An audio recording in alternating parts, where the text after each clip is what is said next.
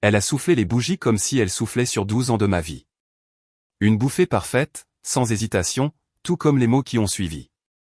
Je souhaite une vie différente, une vie avec plus d'excitation. Son rouge à lèvres a laissé une légère trace rouge sur son verre de vin, penché à mi-chemin du toast, comme si elle saluait déjà la version de moi dont elle ne voulait plus. Sa sœur a ri. Son amie, Julie, a applaudi comme si c'était courageux. Et moi? J'ai souri. Je le fais toujours. C'était mon rôle. Sourire, acquiescer. Payer. Le serveur a apporté l'addition.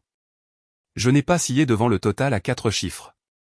J'ai juste tendu ma carte pendant qu'elle faisait défiler des photos d'elle-même sur son téléphone, choisissant laquelle poster. Légende, reconnaissante pour les personnes qui rendent la vie belle et enivrante. Anniversaire. Je n'étais sur aucune d'elles. Puis elle s'est penchée, juste assez près pour que je puisse sentir la tequila, et a chuchoté, « Tu es gentil, mais je m'ennuie. » J'ai acquiescé. C'est fini, ai-je dit, sans colère, sans tristesse. Comme un mécanicien disant, le moteur est cassé, juste un fait. Le problème, c'est que quand quelqu'un dit vouloir une vie différente, il s'attend généralement à ce que vous vous battiez pour elle. Que vous les suppliez de rester. Que vous prouviez votre valeur. Elle n'avait jamais imaginé que je lui donnerais réellement ce qu'elle avait demandé, entièrement, irrévocablement. Elle a embrassé sa sœur sur la joue, a serré ses amis dans ses bras et a trébuché vers l'Uber que j'avais pré-réservé. Une des petites choses que j'ai toujours gérées sans qu'on me le demande. J'ai dit que je rentrerais à pied. Elle n'a pas protesté, a juste fait un signe de la main. Sur le chemin du retour, je suis passé devant notre ancienne épicerie fine. Le propriétaire a fait un signe de la main. Grosse soirée? J'ai souri de nouveau. Anniversaire. Elle a souhaité quelque chose de différent. Il a ri. Fais attention à ce que tu souhaites, hein. Exactement. Au moment où je suis rentré à la maison, je sortais déjà des dossiers du coffre-fort. Des dossiers dont elle ignorait l'existence. Des mots de passe qu'elle n'avait jamais pensé à demander. Un homme peut bâtir un empire silencieux sous le nez de quelqu'un s'il écoute plus qu'il ne parle. Maintenant, si vous écoutez ceci et que vous n'êtes pas encore abonné, faites-moi une faveur. Cliquez sur ce bouton. Plus de 90% des gens ne le font jamais, et je jure que ce sont les petits clics silencieux qui maintiennent cette équipe en marche. Vous aimez la vengeance servie froide? Restez dans les parages. Celle-ci passe de l'engelure à la brûlure de congélation. De retour à la maison, j'ai regardé les meubles que j'avais payés, la décoration qu'elle avait choisie, la vie que nous avions construite, et j'ai réalisé que plus rien ne me semblait appartenir. Elle l'avait clairement fait comprendre au cours de la dernière année. Nouvelle coupe de cheveux, nouveau cercle d'amis, soirée tardive. Elle a commencé à me traiter de prévisible. C'était le mot qu'elle a utilisé lors d'une dispute le mois dernier quand j'ai demandé si elle pouvait envoyer un SMS quand elle rentrait après minuit. Tu es prévisible. C'est ça ton problème, a-t-elle claqué. Tu fais tout bien, et c'est tellement ennuyeux. Elle a dit cela dans la cuisine que j'avais rénovée après son frénésie Pinterest. Prévisible, n'est-ce pas? Je me suis versé un verre de scotch que son père m'avait offert il y a 2 Noëls, avant qu'il ne commence à me traiter comme le gars de l'informatique non payé de la famille. Je me suis assis dans mon bureau à domicile, une lumière tamisée projetant de longues ombres sur les documents que j'avais étalés, procuration, formulaire de bénéficiaire, registre de propriété, l'avenant au contrat de mariage qu'elle avait signé après notre refinancement. Elle ne l'avait jamais lu au-delà de la section surlignée concernant les taux d'intérêt, mais moi, oui. Clause 14C, enfouie 3 pages plus bas. En cas de séparation volontaire, tous les actifs non liquides détenus conjointement peuvent être évalués pour un transfert en attente de preuve de dissolution matrimoniale, d'abandon ou de détachement émotionnel soutenu. Vous seriez surpris de ce qui compte comme détachement émotionnel quand un avocat sait comment formuler une clause. Des captures d'écran, des entrées de journal, ces SMS à Julie disant « Je ne sais même pas pourquoi je suis toujours avec lui ». C'est une habitude. Peut-être avait-il déjà été catalogué depuis des mois. Je ne me suis pas fâché quand elle a levé les yeux au ciel la semaine dernière pendant le dîner avec son patron et a murmuré « C'est juste mon mari. » Ne vous inquiétez pas pour lui. J'ai pris note. Je n'ai pas discuté quand elle a refusé de confirmer sa présence au mariage de mon neveu. J'ai mis à jour la chronologie.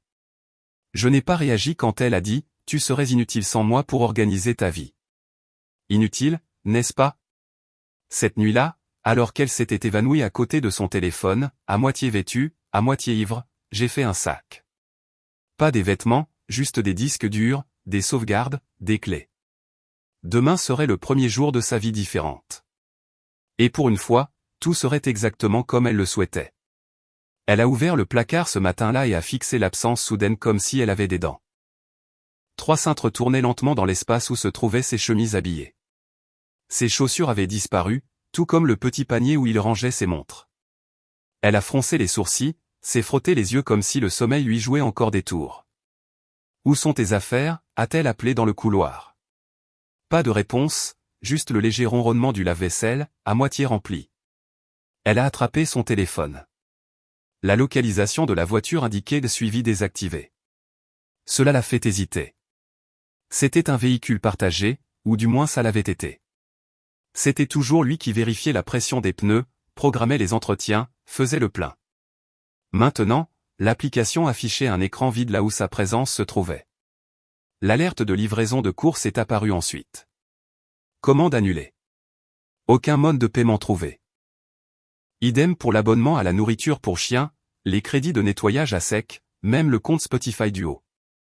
Au début, elle a pensé que c'était peut-être un bug, ou qu'il avait perdu la tête. Puis la porte d'entrée s'est ouverte. Il est entré comme s'il venait de rentrer d'un jogging.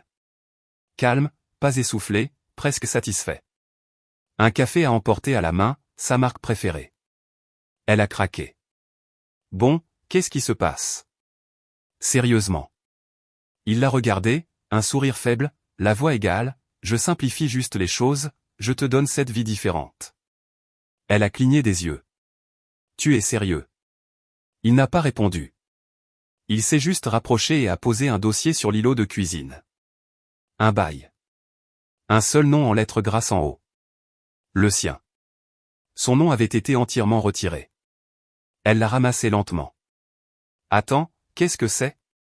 Un nouveau bail pour cet appartement. Juste toi. J'ai pensé que tu apprécierais l'indépendance. Tu as dit que tu t'ennuyais, tu te souviens? Elle a regardé le bail, puis lui, mais le loyer. Il a incliné la tête.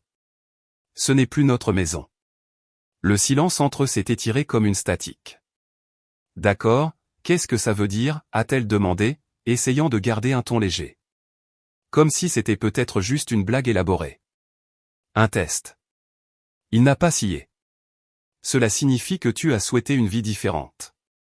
Alors, je te la donne. Elle l'a fixé, cherchant un signe, un sourcil qui se contracte, une lèvre qui se tord, quelque chose pour indiquer qu'il bluffait. Mais il a juste siroté son café. Jésus, tu es dramatique. Non, a-t-il dit calmement. Je suis efficace. Elle a feuilleté le bail, sa main tremblant légèrement. Comment? Quand as-tu? Il y a des mois, a-t-il répondu. J'ai anticipé le changement. Tu as dit que tu te sentais coincé. Je voulais être utile. Oh, alors maintenant tu es dans me virant de notre vie? Tu n'es pas viré, a-t-il dit. Tu es non accompagné. La cruauté n'était pas dans son ton. Elle était dans sa précision. Pas de cris, pas de colère, juste des transitions froides. Où vas-tu rester, a-t-elle exigé. Il a haussé les épaules. Quelque part qui convient à quelqu'un qui n'est pas prévisible. Tu voulais de l'excitation, n'est-ce pas? Je ne voulais pas dire ça, a-t-elle sifflé. Mais tu l'as dit à ta fête devant tout le monde. Tu as dit que tu t'ennuyais de cette vie. C'était une blague. Alors tu aurais dû faire un autre souhait. Elle a essayé d'en rire de nouveau, mais sa voix s'est brisée. Alors quoi? Tu pars, tu prends tes affaires, tu changes les serrures, tu déposes un bail comme si c'était un colis Amazon? Aucune serrure n'a été changée. Je n'en ai pas eu besoin. Tu es toujours la bienvenue ici tant que tu es listé comme locataire. C'est psychotique. C'est de la paperasse, a-t-il répondu. Il a fait un pas vers la porte, puis a hésité. Tu devrais vérifier tes emails. Quelques mises à jour là aussi. Et juste comme ça, il est sorti. Pas en tempête, pas en claquant la porte, juste sorti, la laissant avec un dossier, un silence qu'elle n'avait pas remarqué grandir pendant des mois, et une pensée terrifiante rampant dans son crâne. Il n'avait pas seulement entendu ces mots, il les avait crus. Et maintenant, il construisait sa nouvelle vie. Un dossier précis et irréversible à la fois. Elle était en train de faire défiler quand la première alerte est apparue. Échec de connexion au compte Apple Wallet. Elle l'a ignoré, agacée. Probablement juste un problème de mot de passe, mais ensuite une autre et une autre. 3 au total. Elle a tapé, a essayé de réinitialiser. Question de sécurité refusée. Face ID échouée. Son empreinte digitale rejetée. C'était étrange. Elle est revenue en arrière, a ouvert son application bancaire. Elle a tourné. Délai d'attente dépassé. Elle a réessayé. Toujours rien. L'écran a clignoté. Session expirée. Veuillez vous connecter. Mais la connexion ne reconnaissait plus son adresse email. Son rythme cardiaque a augmenté. Pas encore de panique. Juste un serrement derrière les côtes. Elle a ouvert son ordinateur portable. Chaque connexion enregistrée était invalide. Même les remplissages automatiques. Le dossier partagé Dropbox pour les projets de vacances avait disparu. Ses services de streaming, tous lui demandaient un mode de paiement ou disaient aucun utilisateur trouvé. Elle est allée sur Spotify par habitude. La playlist qu'ils utilisaient toujours lors de longs trajets, celle appelée Nous en mouvement, avait un nouveau nom, sa nouvelle vie. Elle a fixé l'écran pendant une bonne minute, la bouche légèrement ouverte, la souris toujours en suspens sur le titre. Elle l'a appelé 2 fois sur sa messagerie vocale. À la 3e tentative, elle est devenue astucieuse et lui a envoyé un SMS, « Nous devons parler ». C'est puéril. 3 points sont apparus, puis un message. Les vœux se réalisent. C'était tout. Rien après. Pas de « parlons-en ». Pas de « tu exagères ». Pas même un emoji de sourire en coin, juste ces 3 mots. Les vœux se réalisent. Et puis le silence. Un silence chirurgical, net. Elle a fait les 100 pas dans l'appartement pieds nus, à moitié vêtue, le téléphone à la main comme une boussole. Elle ne pouvait pas lire. Il a sonné soudainement. Son amie Monique. « Salut, ça va ? » Non. Non. En fait, il fait quelque chose. Je ne peux me connecter à rien. Les factures, la banque, là. Monique l'a interrompu. D'accord, respire. Il est juste passif-agressif. Les hommes font ça. C'est une question de contrôle. Ce n'est pas juste passif. C'est comme si je n'existais pas. Monique est restée silencieuse un instant. Puis, tu veux que j'essaie de l'appeler? Elle n'a pas répondu, non par fierté, mais parce qu'une partie d'elle ne voulait pas savoir ce qu'il dirait à quelqu'un d'autre, surtout à quelqu'un qui ne l'avait pas défendu quand elle avait commencé à faire des blagues à ses dépens. Surtout Monique, qui lui avait un jour chuchoté en buvant du vin, « Tu pourrais faire mieux ». Elle s'est assise et a rouvert son ordinateur portable. Email verrouillé. Google Doc verrouillé. Calendrier partagé vidé. Même l'application de planification de repas partagés qu'ils avaient utilisée pendant des années avait disparu. Il avait disparu de tous les espaces qu'ils avaient partagés, numériques et physiques. Une vibration a brisé le silence. Un SMS du propriétaire. Bonjour, j'ai remarqué que le dépôt n'a pas été traité. Vous êtes maintenant la seule locataire. Juste pour vérifier. Sa mâchoire s'est relâchée. Elle a répondu rapidement. Désolé, je pensais que c'était réglé. Le propriétaire a répondu avec un emoji de pouce levé et a ajouté, faites-moi savoir si vous avez besoin du numéro de compte. Aussi, pour information, les factures d'eau sont maintenant acheminées à votre email. Elle a posé le téléphone et a fixé le plafond. L'appartement lui a soudainement semblé plus grand. Non pas d'une manière luxueuse, mais d'une manière froide, caverneuse, comme si quelqu'un avait retiré la moitié des meubles. Et voici le problème, ce n'était pas son genre. Il ne boudait pas. Il ne complotait pas. Il ne jouait jamais à des jeux de pouvoir. Ou du moins, c'est ce qu'elle pensait jusqu'à présent. Parce que ce n'était pas de la rage. Ce n'était même pas de la vengeance. C'était de l'administration. Elle a réalisé qu'elle n'avait aucune idée des factures qui étaient à son nom, des comptes qu'il avait contrôlés, des assurances qu'il avait payées discrètement juste pour maintenir la stabilité. Elle s'était toujours moquée de ses tableurs. Maintenant, elle étouffait de leur absence. Elle a essayé d'appeler sa sœur. directement sur la messagerie vocale, puis son meilleur ami. Pas de réponse. Elle a ouvert Instagram, a cliqué sur son profil. Utilisateur introuvable. Disparu.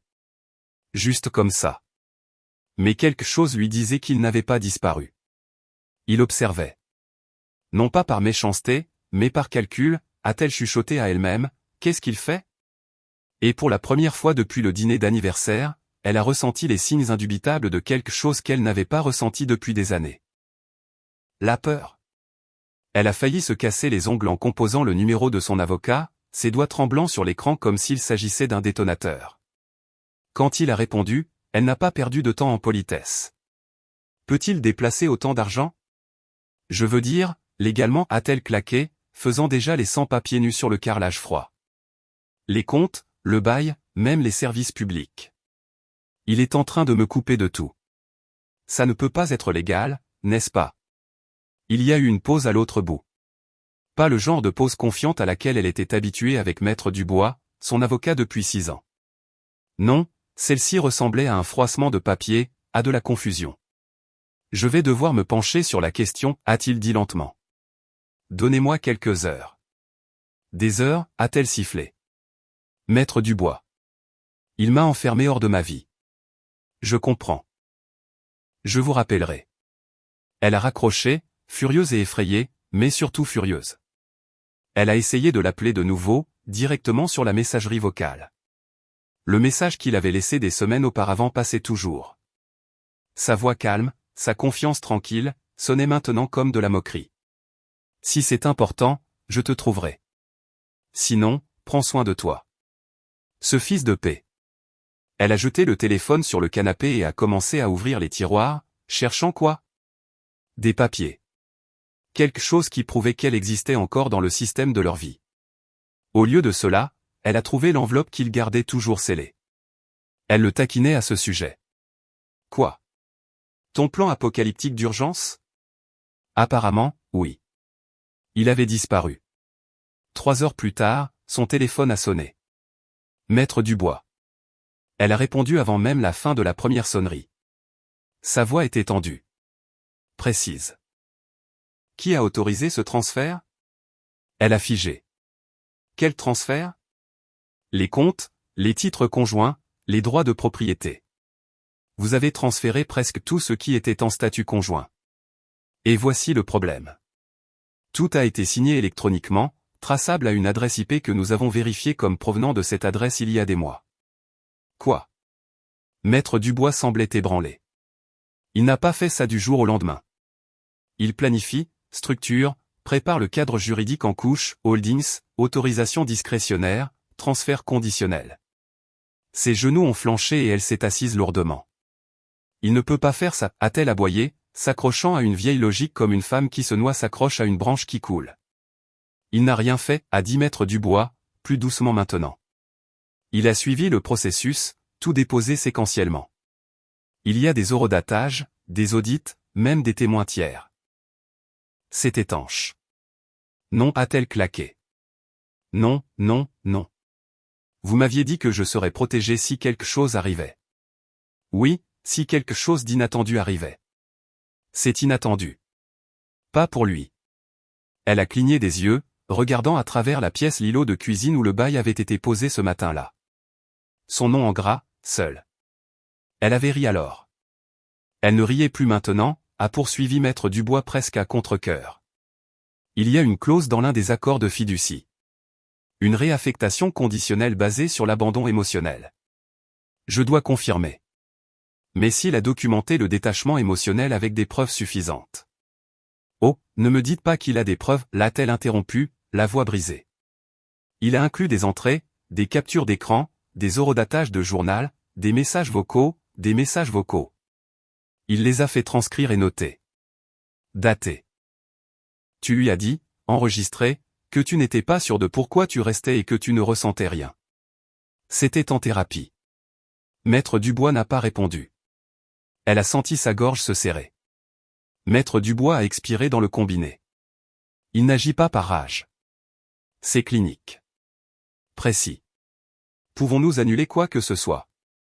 Peut-être avec des motifs, mais nous aurons besoin d'une cause.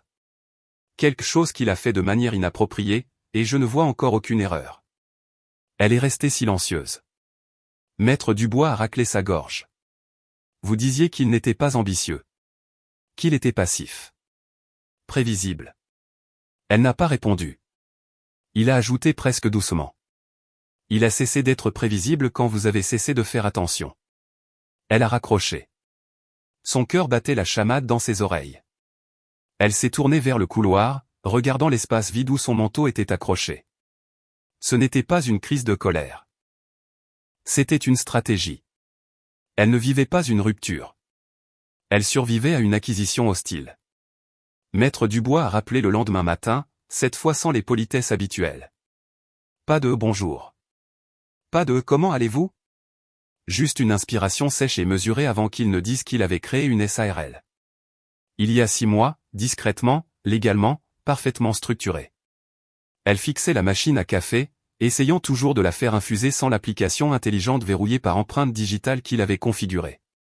Sa voix est sortie rauque. Quel genre de SARL ? Roger Post Asset Holding Limited Liability enregistré dans le Wyoming sous un agent tiers. Aucun lien public avec son nom sur une recherche de surface, mais l'adresse postale correspond à votre ancienne boîte postale.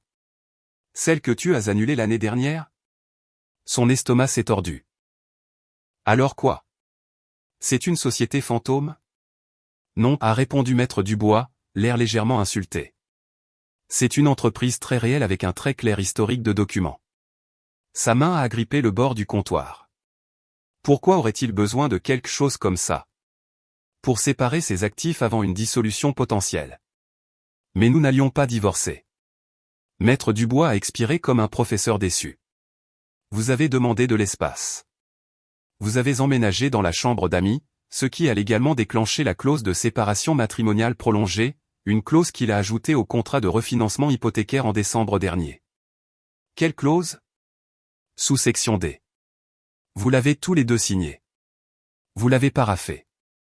En fait, je ne l'ai pas lu. Alors peut-être ne signez pas ce que vous ne lisez pas, a-t-il claqué avant de se reprendre. Désolé.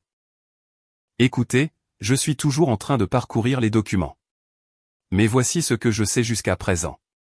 Chaque actif a son nom, véhicule, compte numérique, bonus différé, même le kayak, a été réaffecté à la SARL.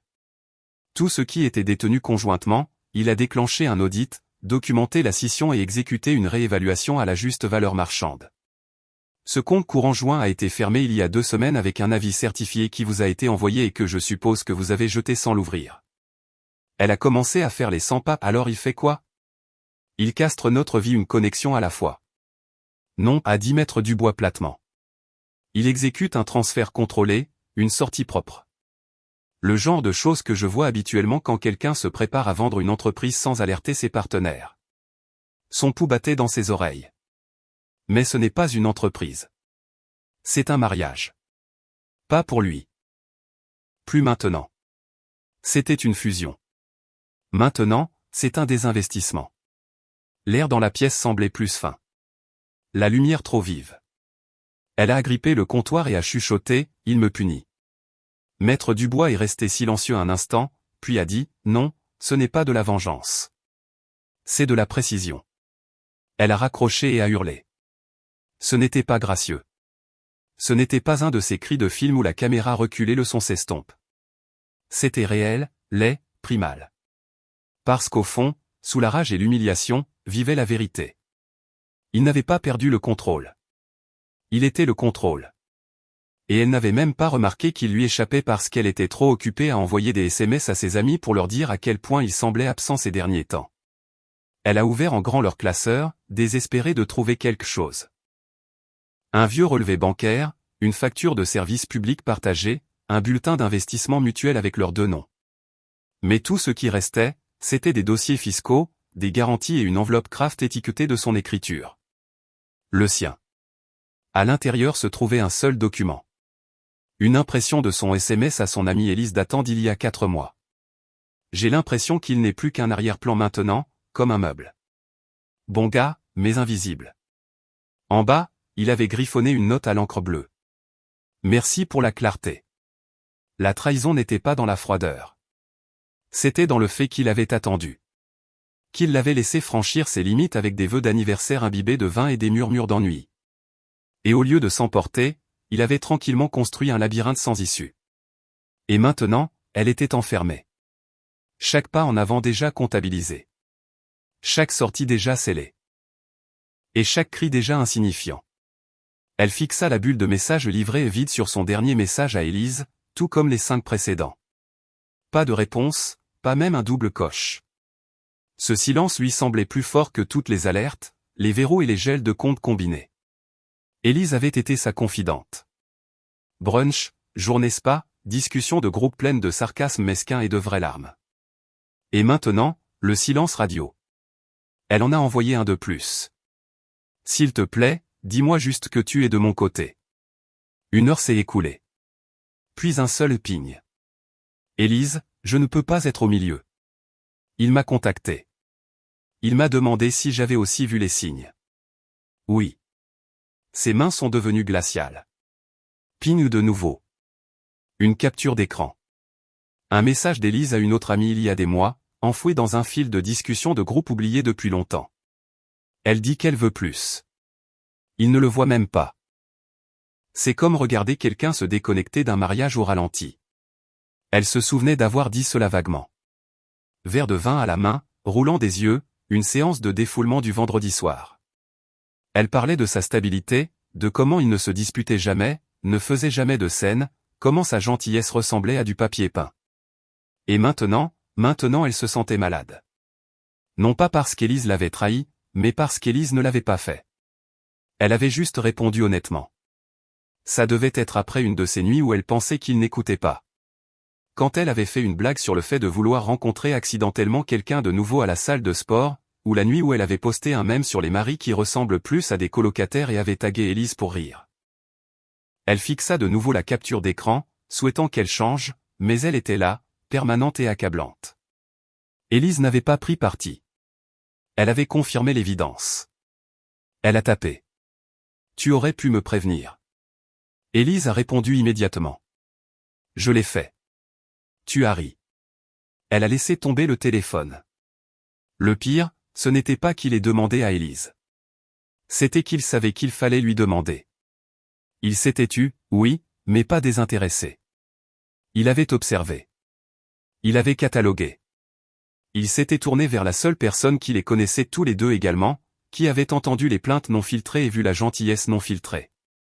Et Élise, elle avait dit la vérité, non pas avec malveillance, non pas avec joie, avec une honnêteté réticente. La réalisation fut dure et profonde. Il n'avait pas changé le récit. Il l'avait juste découvert. Elle a repensé à chaque fois qu'elle l'avait ignoré. À chaque instant où elle avait choisi la discussion de groupe plutôt qu'une conversation en tête-à-tête. À chaque tu ne comprendrais pas quand il demandait ce qui n'allait pas. Il avait fini par ne plus demander. Cela aurait dû être un signal d'alarme. Au lieu de cela, elle avait appelé cela de la paresse émotionnelle. Maintenant, elle voyait ce que c'était. De la résignation. Il n'est pas parti sur une impulsion. Il est parti sur des preuves. Et ces preuves avaient des noms, des dates, des horodatages, des témoins. La pièce lui sembla plus petite. Elle a repris son téléphone, a fait défiler la discussion avec Élise. Passé les projets de brunch, les photos de tenue, les blagues d'initiés. Toutes ces années d'amitié ressemblaient soudainement à un dossier médico-légal. L'horodatage de ce message datait de début mars, juste après le dîner où elle avait dit à Élise, si jamais il disparaissait demain, je dormirais probablement mieux. Elle pensait que c'était drôle. Il s'est avéré que c'était prophétique. Et maintenant la personne qui lui avait un jour porté un toast au prochain chapitre lui envoyait des SMS comme si elle était un fantôme qu'elle avait déjà enterré. Plus de chérie. Plus de les hommes sont des ordures. Juste une distance nette et directe. Le genre de langage que l'on utilise quand on parle au sujet d'une histoire édifiante. Elle a réservé une journée au spa comme une femme qui tente de réinitialiser son univers. Un soin du visage, un massage, un bain minéral, sa version du contrôle. Elle s'est dit que ça arrangerait quelque chose. Que si elle restait assez longtemps dans le silence chaud, enveloppée dans des serviettes parfumées au concombre et de petites conversations avec des inconnus, elle se souviendrait qui elle était. pas sa femme, pas le fantôme du bail, juste elle. La réceptionniste a souri. Carte, s'il vous plaît. Elle l'a tendue sans réfléchir. Sa carte habituelle, la carte noire, celle sans limite. Celle qu'elle utilisait pour les cadeaux qu'elle lui faisait. Le terminal a clignoté, puis a bipé. Refusé. Elle a cligné des yeux. Réessayé. La réceptionniste l'a fait. Même bip, même message. Peut-être essayer une autre. Elle a fouillé dans son portefeuille, essayant de rester calme. A glissé la deuxième carte. Compte différent, même résultat. Refusé. Ses doigts se sont crispés autour de la dernière carte. La carte de secours qu'elle utilisait à peine. Elle ne voulait même pas l'attendre, mais elle l'a fait. Refusé. Ses joues ont brûlé. La réceptionniste l'a regardée avec ce sourire figé. Polie, distante, serviable et humiliante. Je suis vraiment désolé, a dit la femme doucement. Peut-être appeler votre banque. Elle est sortie et a composé immédiatement, protégeant le téléphone de sa paume comme si quelqu'un pouvait entendre son échec financier. Un homme a répondu, joyeux, jusqu'à ce qu'elle donne son nom. Êtes-vous la titulaire principale du compte? Non, mais... Alors je crains de ne pas pouvoir discuter de quoi que ce soit sur cette ligne. Sa voix est tombée à un murmure. C'est ma vie. Mon nom était sur le compte. Il y a eu un soupir, non agressif, juste épuisé. Madame, votre nom était listé comme utilisateur autorisé. Le titulaire principal du compte a modifié les permissions la semaine dernière. Pouvez-vous les restaurer? Seul le titulaire principal du compte peut le faire. Elle pouvait sentir son cœur battre dans sa mâchoire. Clic. Le spa ne lui avait même pas facturé le peignoir. Il lui avait juste demandé gentiment de bien vouloir le rendre à l'accueil quand elle serait prête. Même l'application Uber a clignoté. Ajouter un mode de paiement pour finaliser la réservation. Elle a fouillé pour de l'argent liquide. Un billet de vin froissé. C'était tout. Elle a hélé un taxi comme si c'était 1999. Le trajet a été silencieux.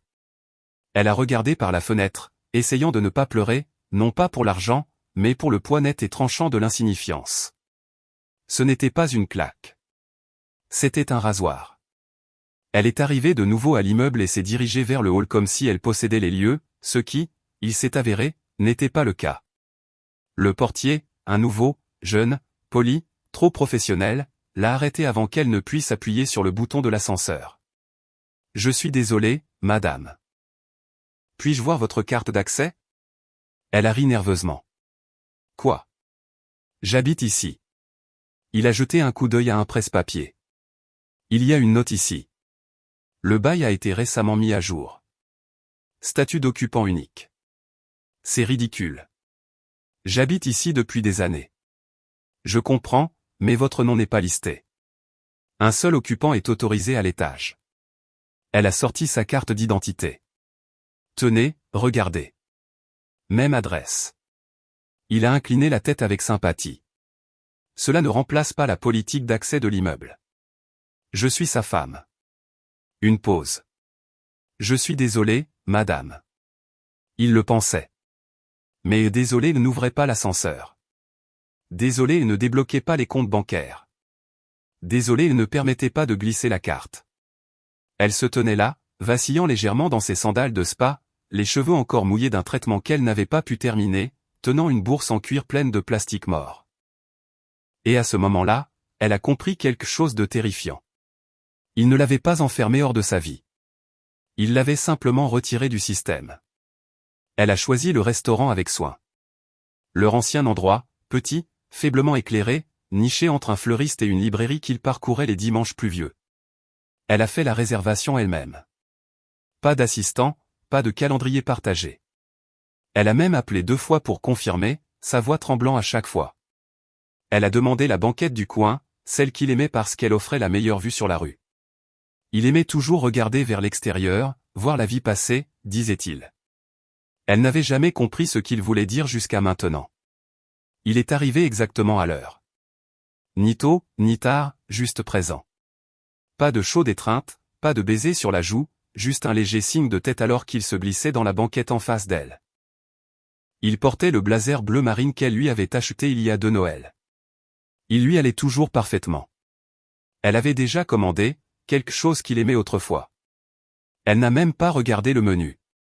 Ses mains tremblaient trop de toute façon. « Je suis contente que tu sois venu » a-t-elle chuchoté. Il n'a pas répondu, a juste déplié sa serviette et l'a placée sur ses genoux. Je voulais parler, expliquer. Toujours silencieux. Le serveur est venu. Il a commandé de l'eau. C'était tout. Pas même du pain. Elle a pris une gorgée de vin, plus par courage que par soif. Je sais que les choses ont dégénéré. J'ai dit des choses stupides. Il l'a regardé, non pas froidement, juste avec ce même calme distant qu'il portait comme une armure ces dernières semaines. J'étais débordé, a-t-elle continué. Par le travail, par la vie. Je ne voulais pas dire que je m'ennuyais avec toi. Je ne sais pas à quoi je pensais. Je ne pensais pas. Il a finalement parlé. Non, tu pensais. Tu pensais juste à voix haute et j'ai écouté. Elle a cligné des yeux, mais ce n'était qu'un commentaire. À une fête, j'étais ivre. Et ceci, a-t-il dit, désignant doucement autour d'eux. C'est juste un résultat. Elle a tressailli. Le serveur a déposé son plat. Une fourchette, une assiette. Il n'a pas demandé si le monsieur voulait quelque chose. Elle a essayé de rire. C'est sorti sec. Tu ne vas pas vraiment aller jusqu'au bout de tout ça, n'est-ce pas? Il a incliné la tête, les yeux stables. C'est déjà fait. Sa gorge s'est serrée. Tu me punis. Non, a-t-il dit. J'ai pris ta parole au sérieux. Tu voulais quelque chose de différent. J'ai respecté ça. Mais tu ne t'es jamais battu pour moi. Je n'étais pas censé me battre, a-t-il répondu. J'étais censé écouter. Sa fourchette a teinté contre l'assiette. Je n'ai jamais pensé que tu partirais vraiment, a-t-elle dit, la voix brisée. Non, a-t-il dit. Tu pensais que je resterais prévisible, que j'absorberais les dégâts, que je resterais ta fondation silencieuse pendant que tu la réduirais en miettes. Elle s'est essuyée les yeux. J'avais peur.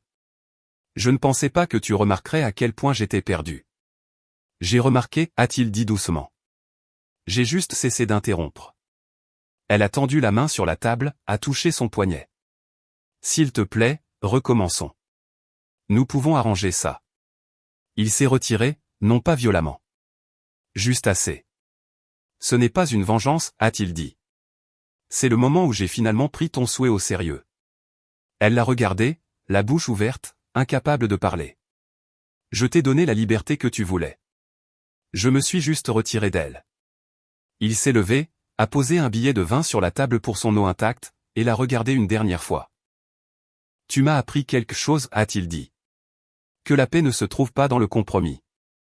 Elle se trouve dans la clarté. Elle a tendu la main de nouveau, désespérée. Il s'est éloigné doucement et puis il est parti. Elle est restée assise là, la main figée en l'air, son assiette fumant toujours. Un seul pétale du petit vase du restaurant est tombé sur la nappe. Elle n'a pas bougé, n'a pas parlé. Le monde à l'extérieur de la fenêtre continuait de bouger. À l'intérieur, son dîner est devenu froid. Le couloir était plus sombre que d'habitude. Une ampoule clignotait au-dessus d'elle alors qu'elle sortait de l'ascenseur, les bras lourds d'un sac de course hors de prix qu'elle avait payé en espèces car toutes les cartes qu'elle essayait étaient toujours refusées. Le silence l'enveloppait comme une couverture de laine en été, suffocant, irritant et indésirable. C'est alors qu'elle l'a vu, scotché à sa porte, une simple feuille blanche imprimée en lettres noires. Dernière notification, service public désactivé. Service d'eau, d'électricité et d'internet prévu pour une coupure d'ici 17 heures. Pas de logo d'entreprise. Pas de cher locataire poli, juste un avis froid et clair. Il était déjà 18h12. Elle a laissé tomber le sac de course. Des pommes ont roulé sur le carrelage du couloir. Sa clé a tremblé dans la serrure. Les lumières ne se sont pas allumées quand elle a ouvert la porte. Le thermostat a clignoté une fois, puis s'est éteint. Le réfrigérateur a émis un lent gémissement comme s'il soupirait la fin de sa vie. Elle est entrée. Le silence. Pas de ronronnement de bruit de fond, pas de lueur de routeur, pas le doux murmure de la vie moderne, juste un air mort. La clé de la boîte aux lettres a toujours teinté contre son porte-clés. Par habitude, ou peut-être par déni, elle est retournée et l'a ouverte. À l'intérieur, coincée entre un prospectus de coupons et une brochure immobilière, se trouvait une petite enveloppe blanche. Pas de timbre, pas de cachet de la poste, juste son nom, manuscrit de son écriture nette et inébranlable. Elle connaissait cette écriture, la connaissait mieux que la sienne. Elle l'a ouverte lentement. À l'intérieur se trouvait son alliance. Pas une copie, pas un faux cruel. La bague, celle qu'elle avait laissée sur l'évier de la salle de bain après leur dernière dispute. Elle avait oublié qu'elle l'avait même enlevée. Dessous, plié en petit, se trouvait un post-it jaune. Le genre qu'il utilisait toujours dans leur cuisine pour laisser de doux rappels. Tu as dit que tu voulais quelque chose de différent. Je t'ai donné la paix. Aime pas de signature, pas d'adresse, juste cette initiale, ce point final. Elle est restée là dans le couloir, sa main se refermant sur la bague comme si elle pouvait la brûler. Mais elle était froide. Il devait l'avoir réfrigérée. C'était son style. Toujours un niveau de symbolisme plus profond que ce qu'elle attendait. Elle n'a pas pleuré. C'était la partie la plus étrange. Ni quand elle a tenu la bague. Ni quand elle a relu la note. Ni quand elle a réalisé que la paix n'était pas passive. Elle était chirurgicale. Elle était propre. Elle était absolue. Elle a reculé lentement jusqu'à ce que ses jambes touchent le palier de l'escalier. Puis elle s'est effondrée par terre, le dos contre le mur, les genoux rentrés. Pas de sanglots, pas de tremblements, juste immobile. Le couloir est resté silencieux. Quelque part dans le couloir, quelqu'un a ri derrière une porte fermée. Le monde n'avait pas pris fin. Juste son monde. Et même cela n'a pas hurlé. Ça a chuchoté. Son téléphone a sonné une fois, 2 fois. Elle ne voulait pas répondre. Elle savait déjà qui c'était et ce qu'il dirait. Mais elle a répondu quand même. Parce que quand votre vie se désagrège, un document notarié à la fois, vous cessez d'espérer le réconfort. Vous vous préparez juste à la prochaine couche de précision. La voix de Maître Dubois est passée, creuse, comme s'il avait vieilli de 10 ans en une semaine. Je viens de recevoir les dépôts. Elle a retenu son souffle. Tout est parti. Il a dit, chaque compte, chaque action, les propriétés secondaires, même le fonds de retraite déplacé, transféré, scellé derrière une structure si étanche que ça me fait tourner la tête. Elle a chuchoté, comment a-t-il? Il l'a coupé. Il a planifié cela avant votre anniversaire, il y a des mois. Bon sang, peut-être même 1 an. C'était une campagne silencieuse et vous ne l'avez pas remarqué parce qu'il n'a pas scié parce que vous n'avez jamais demandé pourquoi il était si calme. Elle a essayé de s'asseoir, mais ses genoux ont flanché maladroitement et elle s'est affalée sur le sol, les jambes pliées, la tête contre le placoplâtre. Le froid du carrelage lui a transpercé la colonne vertébrale. Maître Dubois n'avait pas fini. Ce bail que vous avez signé, celui dont vous avez dit que c'était une blague. Il n'a jamais été conjoint. Il a déposé la version mise à jour auprès du greffier du comté 3 semaines avant même que vous ne souffliez les bougies. Vous étiez déjà locataire, pas partenaire. Elle a fermé les yeux. Il a continué, la voix mécanique maintenant, comme s'il devait la faire sortir avant qu'elle ne s'effondre dans sa gorge. Il y a une clause dans la révision de la fiducie de vie déposée il y a 6 mois. Déclenchée s'il pouvait prouver une négligence émotionnelle. J'ai vu l'horodatage. Il a inclus des captures d'écran de SMS, des entrées de journal daté, des extraits audio. C'est hermétique. Mais le compte de retraite a-t-elle marmonné, renommé, transféré dans une fiducie à saut de génération. Protégé par un fiduciaire du Delaware. Vous n'êtes pas listé comme successeur ou bénéficiaire. Il ne reste rien à votre nom à part quelques effets personnels et un abonnement à la salle de sport expiré. Elle avait l'impression que son corps pesait 2 fois plus, comme si la gravité était devenue personnelle. Maître Dubois a hésité avant d'ajouter, il a même réaffecté le paiement d'assurance. Vous étiez listé comme bénéficiaire. Plus maintenant. Elle n'a plus pleuré. Elle avait dépassé les larmes il y a des jours. Au lieu de cela, elle a regardé par la fenêtre. La ligne d'horizon brillait comme elle l'avait toujours fait. Des lumières vives, un lanflou de voitures, la couronne dorée de la tour où ils avaient un jour plaisanté sur l'achat d'un Penthouse où ils ne vivraient jamais. Tout semblait familier. Mais rien ne ressemblait à la maison parce que cela avait disparu maintenant. Pas volé, pas détruit, juste rendu, dépouillé d'illusions. Elle avait dit qu'elle voulait quelque chose de différent. Elle n'avait pas réalisé que l'homme qu'elle avait épousé était capable de disparaître avec une grâce chirurgicale, de quitter une vie partagée sans crier, sans claquer les portes, sans vengeance. Il ne s'était pas battu contre elle. Il avait juste écouté. Et cela, en fin de compte, fut le coup fatal. Parce que l'homme qu'elle s'était moqué d'être prévisible avait construit une échappatoire sous ses pieds et était parti avec la carte pendant qu'elle tournait encore son verre de vin et faisait des blagues. Maître Dubois a expiré. Il ne reste rien à contester. Il a tout signé avant même que vous ne remarquiez que les serrures avaient été changées. Légalement, il est déjà parti, elle a hoché la tête plus pour elle-même que pour lui. Voulez-vous vous battre, a demandé Maître Dubois doucement maintenant. Elle a regardé son reflet dans la fenêtre. Bonjour, encore. Non, il a fait une pause. Vous êtes sûr? Oui, a-t-elle dit doucement. Il n'est pas juste parti. Elle a touché la bague qu'elle portait par habitude, pas par souvenir. Il m'a dépassé. Il n'y avait plus rien à dire. Il lui avait donné ce qu'elle avait demandé, et il n'avait rien pris d'autre que sa liberté. Pas de crise de colère, pas de monologue final, juste un homme qui savait faire une sortie si propre. Le silence laissé derrière résonnait comme un jugement. Il n'avait pas incendié la maison. Il avait éteint les lumières, payé la facture et était parti avec la dignité qu'elle pensait qu'il n'avait jamais eue. Et ça, c'était l'adieu le plus fort qu'elle ait jamais entendu.